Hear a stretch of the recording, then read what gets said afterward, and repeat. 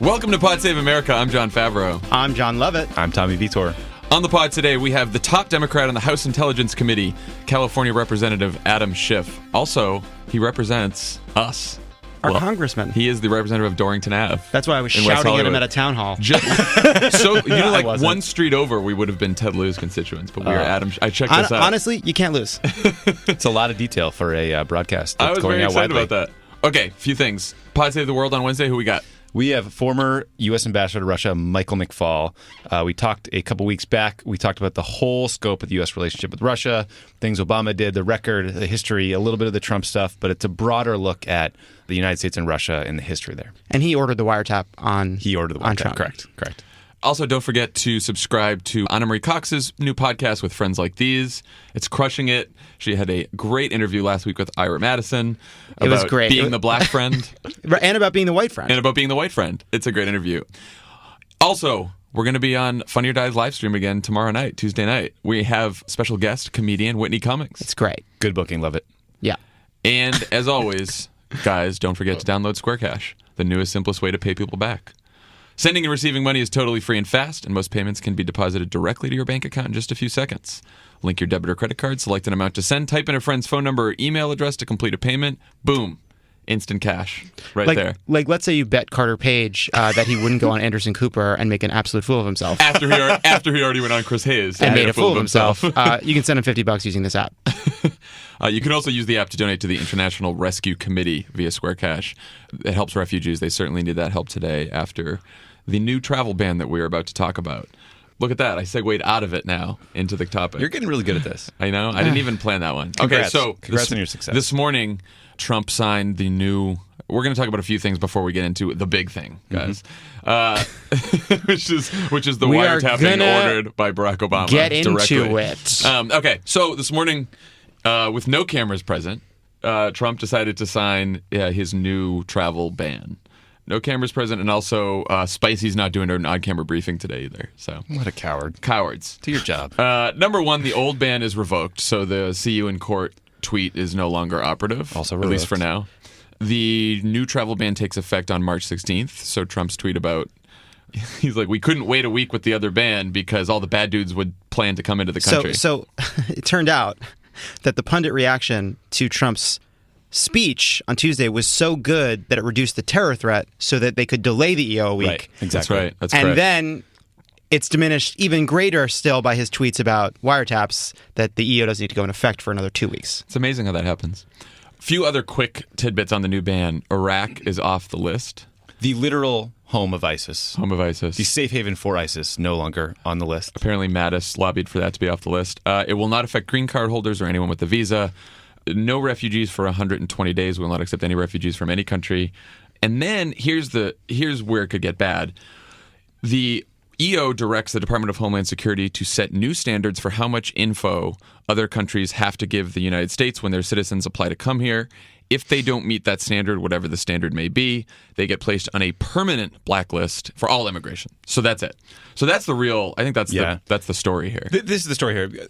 So on the last Pod Save the World, I talked to Heather Higginbottom, who's Deputy Secretary of State, and who was really one of the people out front leading this effort to vet refugees. I mean, the time to plug your show is over, but continue. And one of the things she said was there was not a database they didn't search through, right? Like if you had told them, hey, here's another place you can find more data. More data is over here. They would have incorporated that and made it part of the vetting process. Meaning other countries. But it doesn't exist. Meaning any data you can find. Got it. Right? But what the problem here is you're asking people coming in from, say, Syria to supply information about where they lived, finances, whatever it may be, from a country that doesn't have any institutions left because they've been bombed out of existence, right? So this is, in a sense, a de facto ban if they're not able to get these data. That's my concern. And by the way, that's also part of the reason it's so difficult for Syrian refugees to already get legal status in the United States. Part of the problem is it's very hard to verify these people, and they do an incredibly stringent job in vetting them. Yes, these people cross oceans with literally nothing on their person, and we're asking a country that we're essentially, not at war with, but bombing. Right. A collapsing country like, hey, can you give us this file? It's like, no, we can't. The Russians and ISIS bombed that building. Right. Those files don't exist. Right. The other development that took place between the bans was a report from Department of Homeland Security's own intelligence that said there is no national security reason to ban people from these 7 countries. So Makes sense. So the president's own Department of Homeland Security has not been able to find a national security reason, and that could matter when this case goes to court, because ACLU, by the way, has said that they will still bring a lawsuit against this executive order because they still believe that it is unconstitutional. By the way, though, it is fascinating how much this has been reduced, right? Like how hard they have lost this fight. Like first it was going to be held up in the court and they were going to fight in the courts. Now they've abandoned that. Now they've been restricted to this executive order, which is again going to be challenged in the courts. They're signing it behind closed doors because they're not proud of it. They delayed it because they knew it was a bad story. Like this went from a thing he campaigned on, a promise he was going to keep, to a huge headache they don't know what to do with. And that's the best point. All the logical fallacies that John walked through at the top about, their arguments they've made and why those have been sort of walked back lead you to ask, okay, so why are we doing this now? If the Homeland Security Department is like, not sure this will make us safe, seemingly it's only to keep a campaign promise that didn't make sense at the time because it was only done because it polled well, right? Right. It's because Steve Bannon doesn't like Muslims. Well, Steve Bannon is not just opposed to immigration from these places; he's opposed to all immigration. Period. And Miller and Bannon have given away the store on this, which is it's not national security just for them. They do not want immigration from Muslim countries because they do not believe those people can assimilate in this country. They believe that the reasons are economic, it's competition with our workers, it is all kinds of other reasons besides national security. And so this is still just an opening salvo, and part of, by the way, the larger campaign they're waging to increase detention and yes, generally turn immigrants into a scapegoat. So some of this deportation stuff, too, I want to talk about. There was a story that was floating around yesterday out of Chicago. Army Private First Class Miguel Perez was born in Mexico, grew up in Chicago. He now faces a deportation hearing today because of a nonviolent offense. He's one of thousands of green card veterans facing deportation under Trump. This man served 2 tours in Afghanistan and was injured in an explosion. He has traumatic brain injury and post-traumatic stress disorder. This is one of thousands of veterans who have fought for this country who are now facing deportation. These are the bad dudes that Trump wants to get out of the country. It's irrational. It's appalling. It's immoral. It's unethical.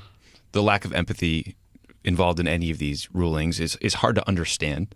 I just hope the public opinion could turn against this in some way. It just makes me so angry going back to last week too, and that fucking joint session speech. The moment he became president. The moment the moment he became president, guys? Actually, he was president for a few weeks before when he started these deportation processes, when he started repealing regulations, when he started doing... And he continues to be president in the days after. He's been president the whole fucking time. That was my favorite moment from your conversation with Dan on Thursday was when you were like, presidential is a word we use to describe presidents. It's relevant in the campaign, but once you become president, it's just what you are. By the way, it's barely relevant in the campaign. The word, it's hard to really pin down what anyone's talking about, It's other dumb than punditry. it reminds me of something I saw in a movie, and it makes me feel good as a sort of wishy-washy pundit without perspective. Right. Like, yes.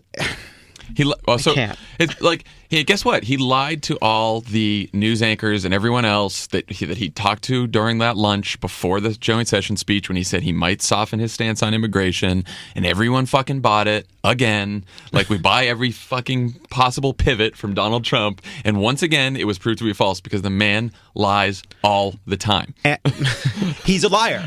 He lies all the time. John, do you think Trump is sorry for lying to those anchors to the point where he might send them some flowers? Oh, well, if he does send them flowers, he should use pro flowers. Oh, that's a great idea. Wait a second. Okay, great. Love pro flowers. Okay. We have always loved pro flowers, and we have always been at war with East Asia.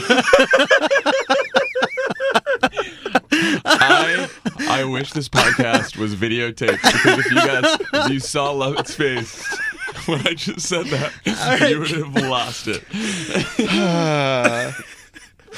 Do you guys know those people that are just hard to shop for? I do. Like your girlfriend. Like your girlfriend, your fiance, or your podcast boyfriend, host. Your podcast host. It's very hard to shop for them. Well, we're going to make it easy for you. Pro Flowers are fresh, they're priced right, they're the perfect gift for literally anyone, and they get delivered straight to the recipient's door. How easy is that? Right now, Pro Flowers has a special offer just for our listeners. Get $10 off your first purchase of $29 or more. This deal works on best-selling gifts like their 100 Blooms bouquet, a dozen roses, or even their totally unique plant gifts. You know, Emily watched Pundit, and you watched Pundit too. And apparently there was a snafu as to whether I technically had asked in advance. And I was there. You kind of did. He did not ask. Wait, Tommy verified that I asked?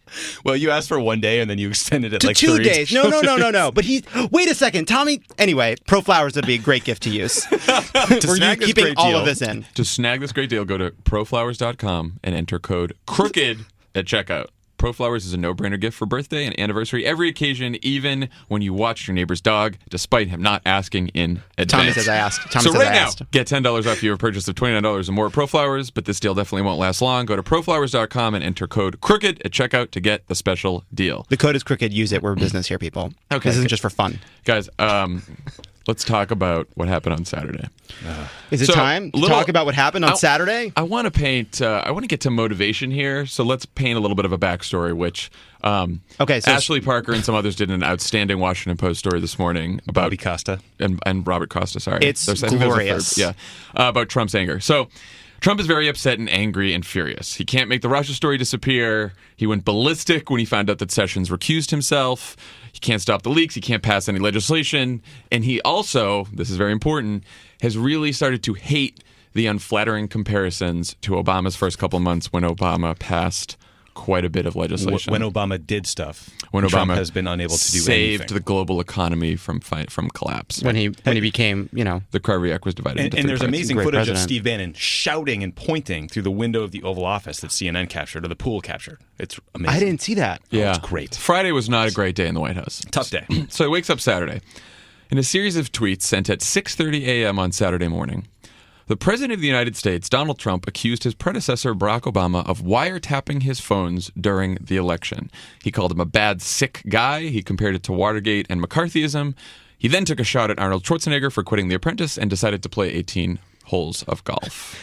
People have made this point, which is when you've recently uncovered a Watergate inside your own White House, how long should you be worried about that before you turn to Apprentice ratings? I mean, it was 15 like minutes? it was basically like 15 minutes. That's right. So the question is, where did the outburst come from? His father wasn't very nice to him, and he also has a deep kind of a hole in his heart he can't fill. John, I assume it was the PDB, the President's Daily Brief, which where he gets the most sensitive intelligence in the world at any time based on his request. Yeah, he was right? playing Angry Birds during that. Sadly, Tommy, that was not. It was not the PDB. Okay. Was it a breaking news alert from any kind of journalistic institution? It was not. Oh, the Times Not of the New New York York Times? Was Not it CNN? Was it any kind of investigative reporting that had just been unearthed? It was not. Apparently, someone on his staff handed him a Breitbart story from Friday, which summarized a rant by right-wing radio talk show host Mark Levine, who said that the Obama administration and the intelligence agencies have been out to get for Trump for a long time and are planning a coup. That is where this came from. Should have known. Should have guessed that. So, Obama's office then puts out a statement denying that Obama or any White House official ever ordered surveillance on any U.S. citizen and said that it was the policy of the Obama administration and just about every administration in modern history to never interfere with any independent investigation conducted by the Federal Bureau of Investigation or the Department of Justice. Ben Rhodes, I thought, had a really great response to this, which he said on Twitter, which is actually we have laws in place to prevent this, specifically to stop people like you from spying on citizens. Are you talking about the same Ben Rhodes who disguised himself as a cable guy and actually installed the bugs in Trump Tower? He put on a mustache and a pair of overalls, black hat, crawled under. He and Terry Zuplatt of the White House speechwriting operation, two of them, those duo. Carter Page, try my burner. Try my burner phone and see if this one works. So let's break this down. Tommy, how does surveillance actually work? Well, how would this happen if this was true? So some key points here, because we're talking about the wiretapping, allegedly, of an American citizen. So, right. One, the president cannot legally order the wiretapping of an American citizen. Another important fact is Trump has no evidence to back up this claim except for the Breitbart article, which we know because his staff was unable to confirm it after the fact, right? We also know that Comey asked DOJ to declare the statement false, and Jim Clapper denied this. So just some facts to get those out of the way. That is a huge one because we went through like a 48-hour period where there was all kinds of fucking conjecture. And look, I knew that it came from the Breitbart article, but even after Obama's statement, that didn't mean that there was no surveillance because Obama just wouldn't know because he's not supposed to do that, right? Right. But then we got confirmation last night that James Comey, the the FBI, said that it's bullshit. And I feel like this is a bit like putting together like a complicated math proof. You're like, you need all these different people to rule it out and be very emphatic. Like, wait, did you not know about it? And would you know about it if it were true? Right. And they are so, like, it is so rare to see an intelligence official on television being definitive. I and agree. Clapper was like, no. I would know and no. We were talking about this on the way here. These stories were the worst stories to deal with at the White House when I was the NSC spokesman, because when you're dealing with intelligence matters, there's always shades of gray. There's always confusing exceptions. You're always trying to get to the bottom of something you can't really talk about. But you're right. A statement that definitive from Comey and Clapper is remarkable. But just a little background here. The Foreign Intelligence Surveillance Act was passed right after Watergate, when Nixon was illegally surveilling political opponents and others.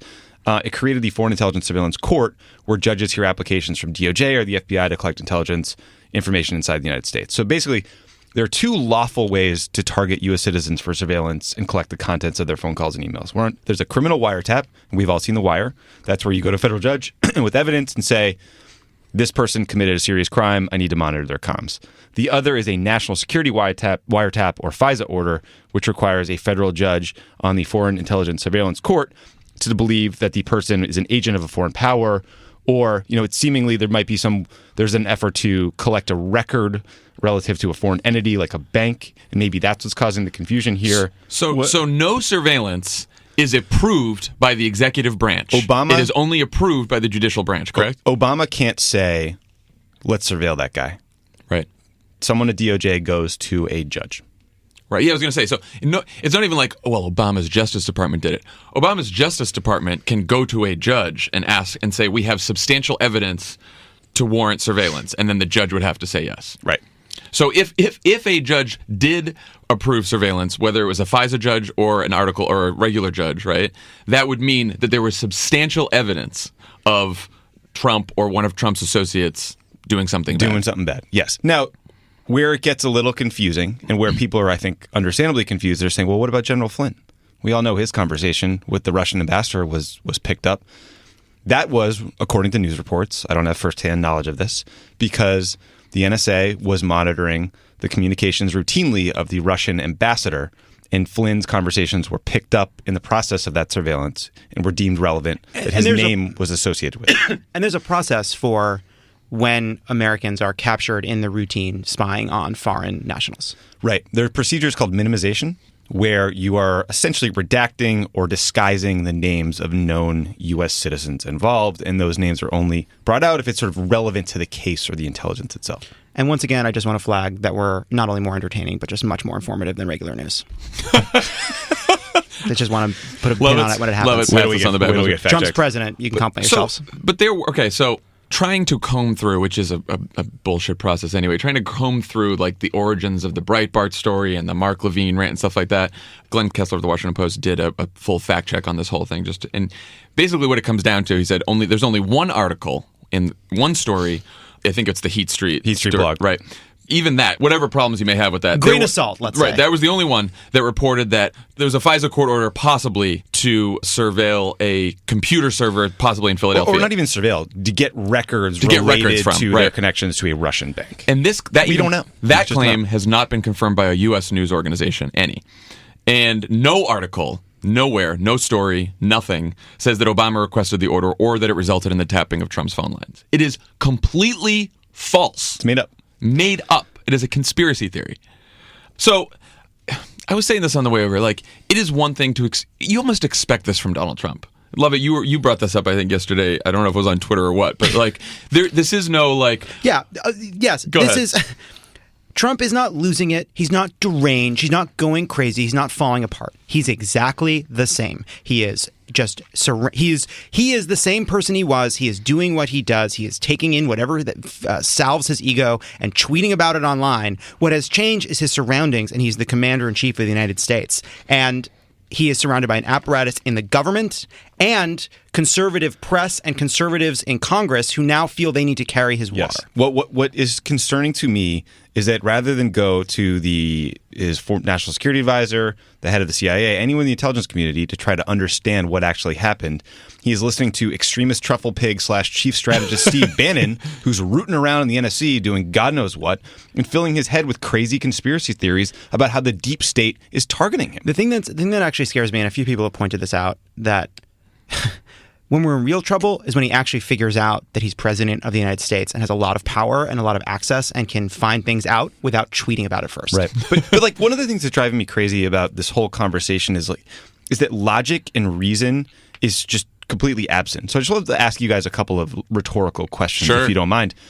Do you think Obama would end his presidency by illegally wiretapping a total buffoon that everyone thought was going to lose the election in a landslide? Does that make sense? It totally makes sense. Doesn't sound like the Obama I know. This is what I said yesterday. It's like, this was Obama's plan all along. It's like, I'm going to wiretap our political opposition. I'm going to gather the information. I will say nothing. I will let him win, and then I will ride off into the sunset. Yeah, and then when that is the plan. Then when I'm paragliding, I'll leak it. Once I'm safely on vacation with Richard Branson, that is the time. When I'm 50 feet up above a speedboat looking down at a beautiful vista, I'll click send. Also this whole bullshit like Obama's Justice Department investigated his political opponent. Obama's Justice Department investigated Hillary Clinton. Right. Obama's Justice What are you fucking talking about? Right. Like yes, it is. What that is because I can't. So I was so angry this weekend. I was so angry because here's why I'm angry. I'm not Donald Trump. You expect this. This is where I started. Yeah. And so he is a loony person. He's a loony old man who has conspiracy theories. That's fine. But now when he issues a conspiracy theory, when he has something like this, his White House backs him up.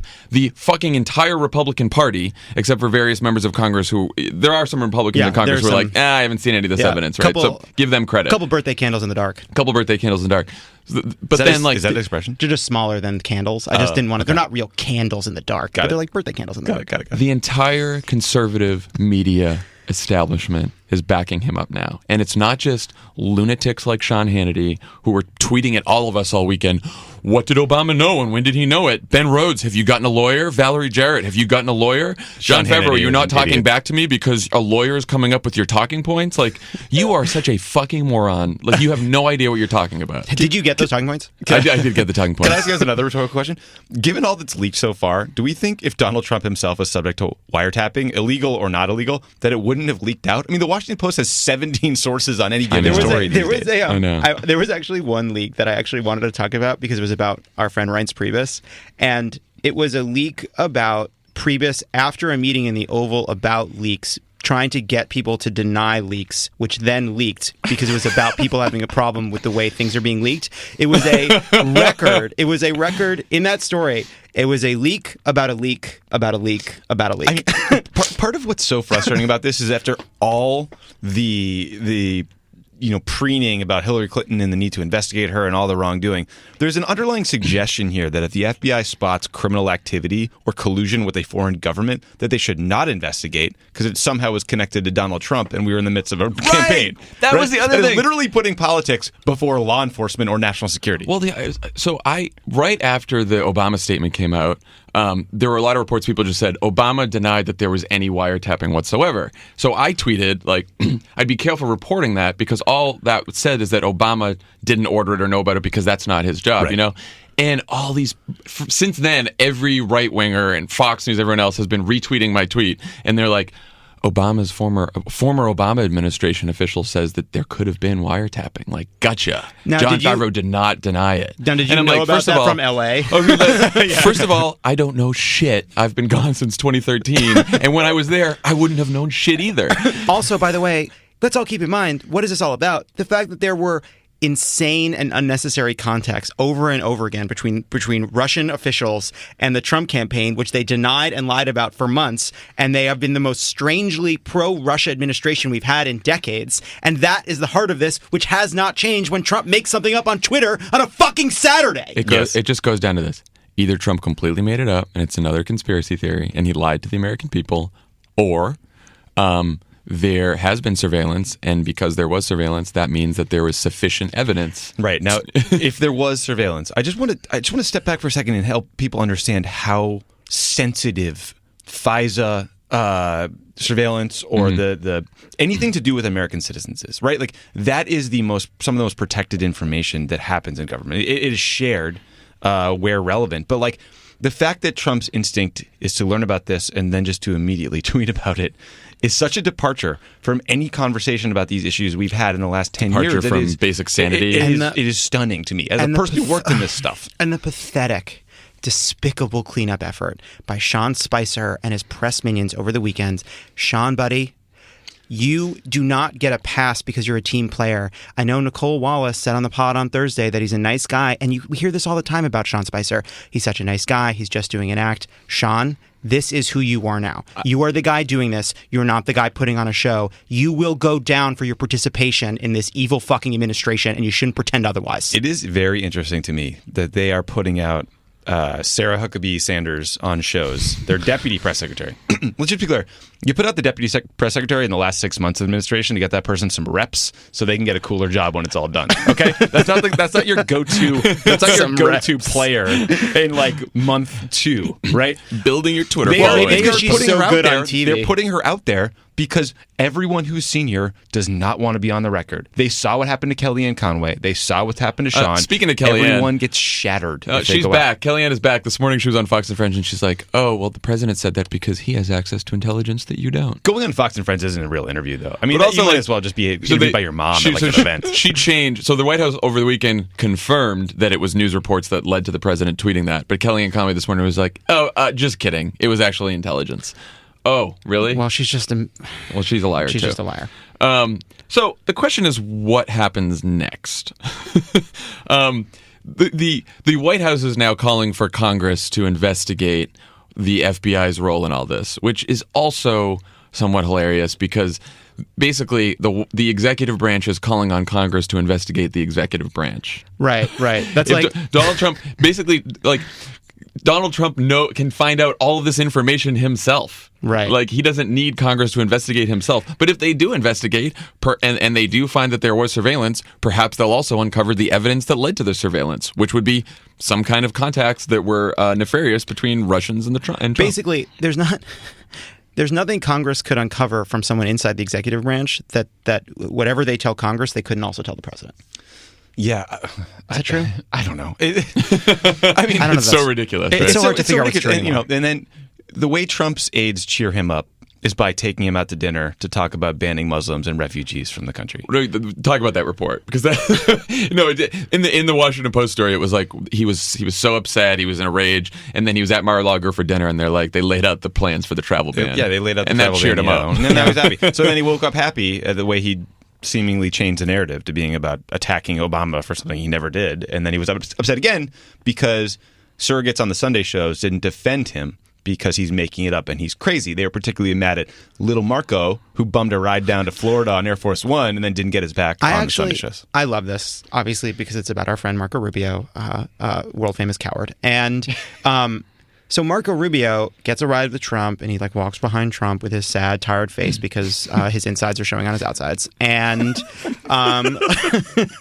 and then he's asked about this, and he just hems and haws, and he has a talking point, which I think he's very proud of, which is, I will participate in a witch hunt, but I also won't participate in a cover-up, and that's why I'm not going to answer any of your questions. And so he won't call for a special prosecutor. He wants the Intelligence Committee to do its work, but he wants to note that the Intelligence Committee is not a law enforcement body, which is why they're not going to do blah, blah, blah, blah, blah, blah, blah. I'm not going to say anything. I'm not going to criticize Trump. But even that wasn't defending Trump enough for Trump. Marco, you can't win for losing. Just say what's on your mind. You can't stand Trump. You wish you weren't president. You don't believe him. You think he's a liar. You think he's crazy. You don't trust him. So I don't think that Marco Rubio is going to get another ride on Air Force One after that. And so I think in order for him to get from place to place, he might have to use Lyft. Oh, that's a good idea for Marco. Do you know about Lyft? I do. It's the app that gets you a ride in minutes, on demand 24/7 for less than the cost of a cab. If you've tried Lyft, you know what I mean. With Lyft, you just download the app, request a driver, and they show up in 3.5 minutes on average. Very fast. I took Lyft yesterday. Look at that. Every Lyft driver is fully vetted through their 10-point safety standard, including criminal and DMV background checks. You know you'll get around quickly and safely. Lyft drivers are rated after every ride, so only the best stick around. You don't have to worry about getting into a filthy car with some creepy dude. With Lyft, you can tip in the app, which obviously leads to happier drivers. 9 out of 10 Lyft rides get a perfect 5-star rating from the passenger. Like this podcast. It's just a better all-around experience. Bigger isn't always better, guys. Lyft isn't the biggest ride-sharing app, but it's the fastest growing and highest rated one. Thanks to Lyft, we've got an easy way to avoid drunk driving. You never have to bum a ride. You never have to worry about parking. Right now, Lyft is offering our listeners a special deal. Get 3 free rides, up to $10 each. That's up to a $30 value when you enter promo code CrookedMedia. That's a different promo code, CrookedMedia. I'm very Just excited download about the this free Lyft Lyft sponsorship, app. but we're going to talk to them about this promo code. But it's fine. Crooked Media. Just download the One free Lyft word. app today and enter promo code CrookedMedia in the payment section. You'll start with 3 free rides up to $10 each. That's up to a $30 value. That's promo code CrookedMedia. So, like, let's say Sean Spicer is weeping at his desk and he just wants to go. Call Lyft and just say, drive, man. Just drive. drive till we see water. So I do. I mean, I started making the point about how it's not just Trump that's a problem. It's the White House's response to this. But, like, I will not be surprised in a couple weeks from now if 40% of Americans believe that Barack Obama had Donald Trump wiretapped. And that's not just because 40% of Americans hang on every word Donald Trump says. There is an entire conservative media establishment, from lunatics like Breitbart and Mark Levine to, you know, even places like the National Review yesterday was doing the whole, oh well, Obama's Justice Department has been, you know, digging around in Trump and they have it out to get him, even though they also investigated Hillary Clinton. But no, it's politically motivated and the deep state hates him and they're leaking and blah blah blah. And so Trump, the line's going to be, Trump may not have been exactly right, but he did have a point that Obama administration holdovers are out to get Trump. And by the way, and like, you don't even need to get deep into the conservative media. You can check out the kind of the pundits who are going to make it really hard. Look, this is a hard issue to understand. We spent just like half an hour trying to get through it, and it is tough. Like, I don't feel like I don't think I could go through, recount what we just went through and sort of say in a simple way. Like, this is a complicated story, and people are frustrated and they don't trust what they're getting. And so, like, no one knows. No one can follow the news. It is impossible to keep up with what's happening. And Trump has paid no cost for his previous lives. The size of his inauguration, the claim that 3 million plus people voted illegally, that Ted Cruz's dad killed JFK, that Obama was the founder of ISIS. Like, there's been no Obama cost wasn't paid. born in But you know America. what? This is what's scary now is credibility really matters for a president, right? You will go to a country at some point. There was an unbelievable story about North Korea's nuclear program in the New York Times over the weekend. Terrifying stuff. That is one of the great challenges he faces as president. Apparently, I don't know this, but apparently, reportedly, Obama told him this is one of the things he briefed him on in their 90-minute meeting in the Oval. Like, that's where you bring up your top priorities. He's not focused on these things. Meeting seems so long ago. And he has no credibility to go to the United Nations and say, this is what I know about their nuclear program. This is what I know about their ICBM program. Our president, who's been a proven liar now, has no credibility in the eyes of the world. Anybody. With anybody. So, as we always try to do here, what can we do? What's one thing we can do? So, Sessions recused himself from any role in this investigation between Russian interference and possible collusion with the Trump campaign. So that it goes to the deputy attorney general, right? Currently, the deputy acting attorney general is an Obama administration holdover. There is a confirmation hearing this week for Trump's pick for deputy attorney general. Some Democrats have said that they will try to use every tool possible. I saw Richard Blumenthal say this. Good for him. Senator from Connecticut. I believe former attorney general of Connecticut. Is that right? Don't pop quiz me. I think that's right. Yeah. Good for you. He said that he'll use every tool in his disposal to hold up this confirmation hearing until the Trump administration agrees to appoint a special prosecutor to go through this. There was also a CNN poll this morning that said 2/3 of Americans, including 43% of Republicans, believe that it should not be Congress that does all this investigation, but a special prosecutor. We can talk to Representative Schiff about this when he comes on. But I do think that's one thing to demand, that like we get.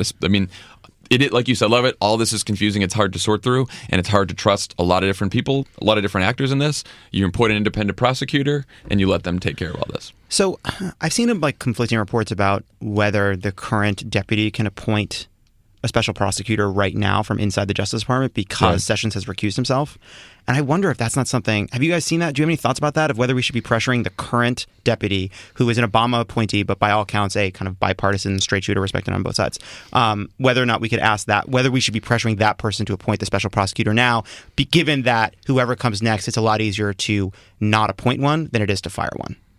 I don't know. I don't know if that's true or not. I mean, I would just say if they say, can do it, they should. I would just say I don't know why we're not talking about it. The decision to name a special prosecutor is not something I think anyone takes lightly. It's a big deal. Those investigations tend to creep into not just the crime itself, but the cover-up. But I think it's hard to argue in any rational way that the administration, by their botched response to this, and the number of times they've been proven to be lying or dishonest or misleading or shading the facts, haven't earned that. Right. And the other thing, too, is we also, this is really important. So when some people this is not a distraction from healthcare. This is not a distraction from deregulation. This is really important. But they're writing that healthcare bill behind closed doors right now.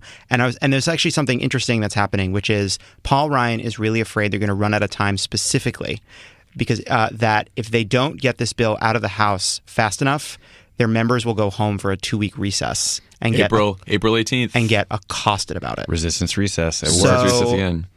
April 18th, also the day of the special election in the Georgia 6th. And that big tax rally is coming up, too, right? Isn't there a huge rally on tax day? I think so. Release your taxes, Donald Trump.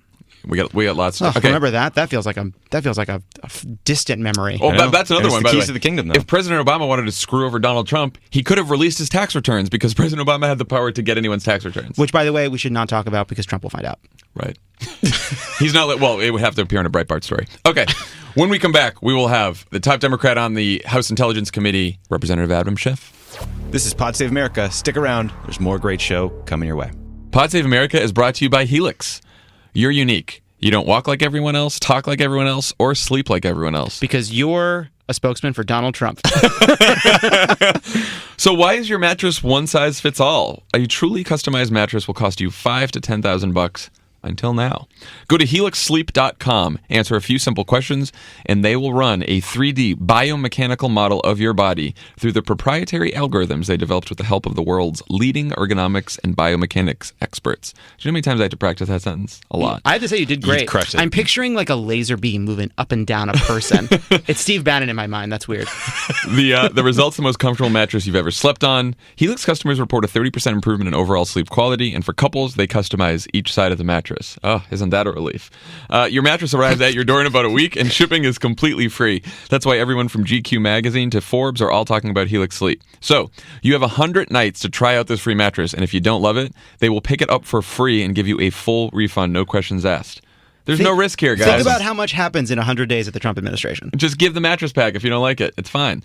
Go to helixsleep.com/crooked and get $50 off your order. That's helixsleep.com/crooked. helixsleep.com/crooked. And Pod Save America is brought to you by Squarespace.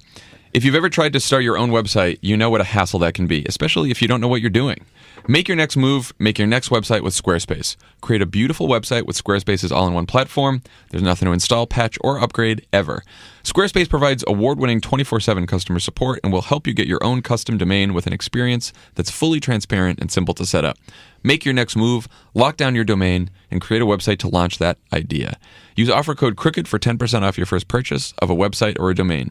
That's CROOKED for 10% off your first purchase of a website or domain with Squarespace. With us on the pod today, we have the top Democrat on the House Intelligence Committee, Representative Adam Schiff. Representative Schiff, welcome to the program. Thank you. It's great to be with you. It's great to have you here. Also, you represent the three co-hosts today. We're in your district. I don't want to hijack this interview, but it's been windy and a tree did fall on my block, and I don't know if you can get me the right people to get that removed. Whatever, we talk about it after. I will get right on that the moment we get off the line. So lots to talk about from this weekend, but I want to start with the investigation into Russian interference and potential contacts between Russian officials and Trump campaign officials. So you said last week that FBI Director Comey refused to answer questions from some members of your committee that you believe were germane to the investigation. What's your plan to get those answers? How concerned are you about this? Well, I'm very concerned about it. There are a couple kinds of briefings we get from the director. One is a quarterly counterintelligence briefing, and the other are the briefings that we're getting in connection with our investigation of Russian interference in our election and the possibility of Russian collusion with the Trump campaign. And we haven't gotten the information that we need to do our jobs. We had a number of members, myself included, ask the director questions that were pertinent to our investigation. And it's not that we didn't like the answers, it's just that the answer was, I'm not going to answer that question. Ultimately, that can't persist if we're going to do our job. And I would hope that he will go back to the department come back to the committee or come back to the Gang of Eight with a different answer, or we'll have to inform the American people that we can't do this investigation as we should, and we'll have to subpoena the director or anyone else that we need to get information from. But I hope that kind of step won't be necessary. Well, so on Friday night, Senator Chris Coons from Delaware mentioned that the FBI has transcripts that would provide helpful insights into whether or not Russian officials were cooperating or colluding with the Trump campaign at the highest levels. Do you believe those transcripts exist, and how do you get them? Well, I can't comment on any of the specifics about what transcripts or conversations or that may or may not exist between we won't tell anyone. Russian officials or even between Russians talking to other Russians. That's not something I can go into. But I can say that this is all, I think, very pertinent to our investigation. We ought to be doing this thoroughly and follow the evidence wherever it leads. And certainly we would want to look at any intercepts if they exist and to the degree they shed any light on these issues. Congressman, if you look at the New Yorker today, there's a big story about a Trump hotel in Azerbaijan that's tied to a corrupt political family with ties to the IRGC, the Iranian Revolutionary Guard. There's a debate whether this might be a violation of the Foreign Corrupt Practices Act.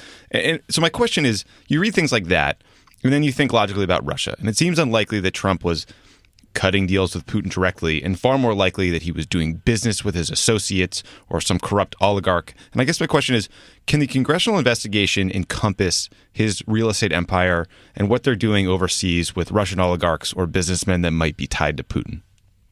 I certainly think that the president's financial interests could be within the scope of our jurisdiction if it's one of the ways that the Russians were exerting influence over Trump or his associates. And, of course, that was one of the allegations in that dossier that allegedly former British spy compiled that suggested that the Russians have been working for years to essentially get their tentacles around Donald Trump. Interestingly, in the president's tweets on the subject, to the degree you can rely on anything like that, he doesn't talk about Russians' investment in him, only his investment in Russia. But the real committee that ought to be looking at this is the one chaired by Jason Chaffetz, and that is government reform. And it's quite clear from Mr. Chaffetz he has a new and quite different view of his investigative responsibilities in this administration than he had with the last. It seems as though he's a blubbering coward. I don't know. That's my characterization. I know that you couldn't agree with that. Well, you can almost feel sympathy for him when he had to appear this morning to defend Donald Trump's spurious claims that President Obama had bugged his phones at Trump Tower. It was even difficult for him to, toe the Trump line with much of a straight face. Especially when you know that Trump is watching. Yes, that is true.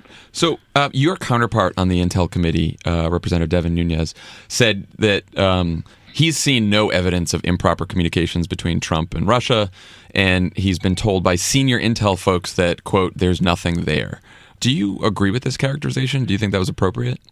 I don't agree with the characterization, and it's far too early, in my view, to draw any conclusion about what the evidence will show in terms of potential Russian collusion with the Trump campaign. We just don't know yet. The first witness we had was the director, and the director refused to answer a lot of our questions. We are still in the process of looking at some of the documents, and the documents we're examining right now are the documents that underlie the public report the intelligence community put out about the Russian hacking and dumping and Russian media campaign.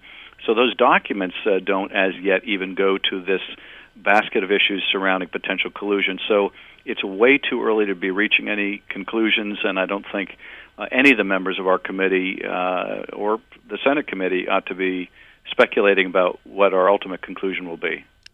So this is obviously an incredibly complicated and vast story. A lot of the information is classified.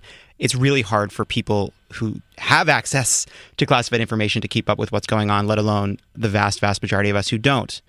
I think people are really scared and they're worried, right, that their president is compromised, that he can't be trusted, that there's been this collusion, that it's affecting our government right now. And I know that this investigation would take time and that you don't have all the answers.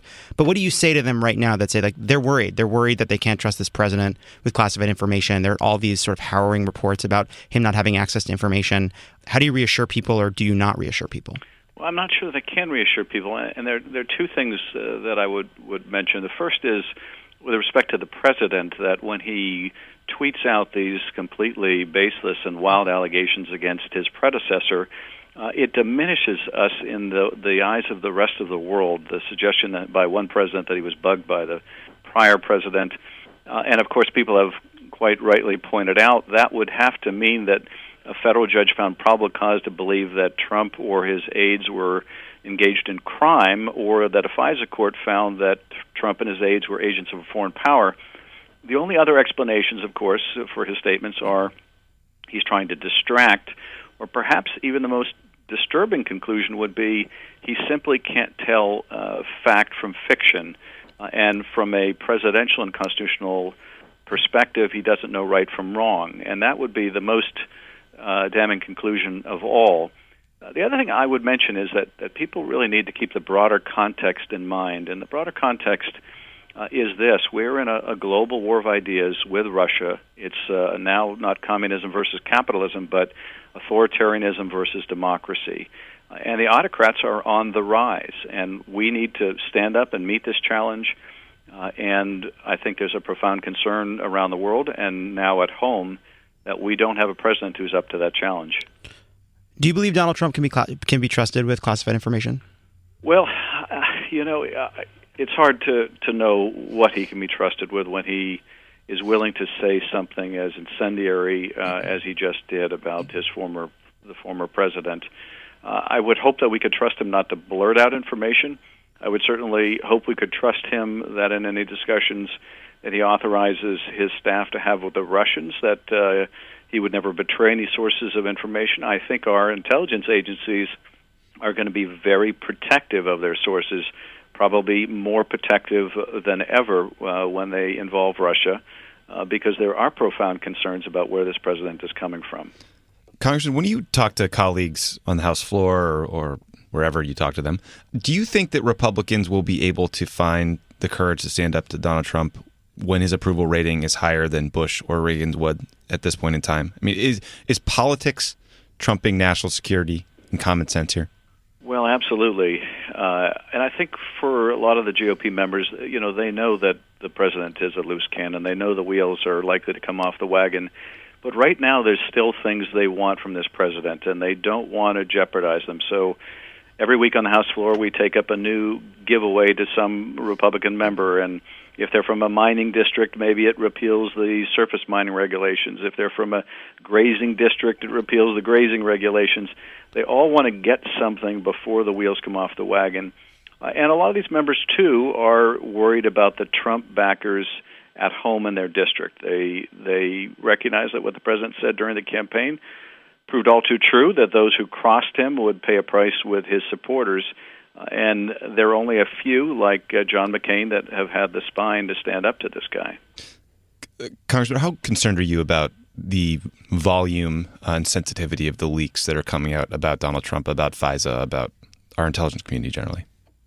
Well, I didn't like it when there were numerous leaks during the Clinton investigation. I don't approve of leaks now. But I think people need to distinguish between a couple different kinds of leaks. There are the leaks that really damage national security, where they're revealing of sources and methods of information, and we've certainly had some of those in the past. But a lot of the leaks we're talking about now are leaks that are merely embarrassing to the president, or that reveal some kind of wrongdoing by the president. And, of course, the best example was the leak that revealed that Mike Flynn had conversations with the Russian ambassador and lied about it. And what's so interesting about that and disturbing about that is when the president learned that Mike Flynn had lied and caused the vice president to mislead the whole country, he was okay with that. For weeks he did nothing. And the only thing that forced him to fire Flynn was when it became public. And I think this is why he's so mad at the press, because he didn't want to fire Flynn, because lying to the country is okay in his book. And the real sin was getting caught and having it publicly exposed. That's, I think, a big part of the reason why he views the press as the enemy, not of the people, but of his own personal enemy. So one possible explanation for the many, many contacts that have been revealed between Trump campaign officials and Russian officials could be collusion, some kind of collusion with regard to the Russian interference in our election. What are the other possible explanations for all of these contacts? This is what I've been trying to figure out. Like, I don't know what the most innocent explanation is, but we know the contacts have existed and existed in a large volume during the campaign, not just in the transition period. Maybe they're planning a surprise party that hasn't happened yet. But what else are you guys looking into on the committee in terms of these contacts? Well, I think the explanations for not only the contacts, but the Russians' seemingly inexplicable affinity for Putin and his inability to criticize him in any way, they range from the very benign, or maybe not very benign, but from the benign to the far less than benign. And probably the most benign explanation is he truly thinks he can have some kind of a different relationship with the Russians and with Putin. A somewhat less benign explanation is that he realizes he can't, but after having placed so much of his credibility on the line with this new policy, there's nothing now the Russians can't do that he would call them on. And of course, the even less benign explanations involve there being some form of collusion, and probably the least benign, that the Russians have something on this president that he is desperately afraid they might reveal. And I would hope that our investigation, if it's truly objective, will not prejudge which of those explanations is true, but do our best to find out and lay those facts before the American people. Do you think we need an independent prosecutor at some point? I do, and I didn't reach that conclusion right away, but when some of the facts reach the point, and I think vis-a-vis Flynn is a good example, where the Justice Department needs to make a decision, is there a prosecutable offense here? The Attorney General, I don't think, can do that, and the partial nature of his recusal means that since the Flynn conversations with the ambassador took place after the campaign, presumably Sessions would be making that decision. Now, I don't think he should, and I don't think people have any confidence in that judgment if it's his judgment. So I do think we are already at the point where we ought to have an independent prosecutor. Representative Schiff, we appreciate you stopping by and answering our questions, and best of luck on the continued investigation.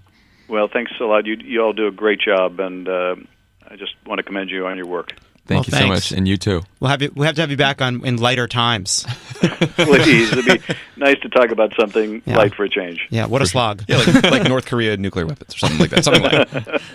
Take care, Representative. Thanks. That's all we have for today. Thank you to Congressman Schiff for coming on the pod, and we'll see you again. Thanks, guys. Love it. You have anything? You have closing, a parting shot? Love it. I just think we should just take a second and just recognize that this is fucking crazy, and we are still in the middle of something crazy. Somehow it manages to get worse because maybe we're just not imaginative enough. John, do you think it's a national crisis? Have you ever... Yeah, we're in a national crisis, Tommy. I'll say it on Twitter, and I'll say it again here. All right, okay. This is a crisis. Fortunately, we're going to get through it together here on Pod Save America. One pod at a time. Bye, guys. Bye. Bye.